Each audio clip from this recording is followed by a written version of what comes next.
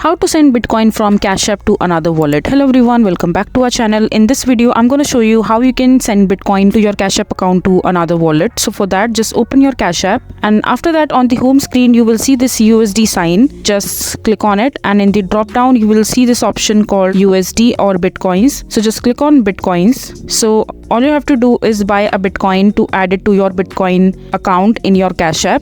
And once you added the Bitcoins in your Cashapp, so let's suppose I'm buying Bitcoin for $10, just click on it and just click on next. And once you enter all your details, your Bitcoin will be added to your Cashapp account. And once it is added, all you have to do is just select the amount you want to transfer and in Bitcoins. And after that, just copy the external wallet Bitcoin address and enter the details. And after that, just click on send. So this is how you will be able to send Bitcoin from your Cashapp to another wallet. I hope you find this video to be helpful. So that is it for this video. If you find this video to be helpful, make sure to hit that like button and don't forget to subscribe to our channel for more such informative videos, and I'll see you the next time.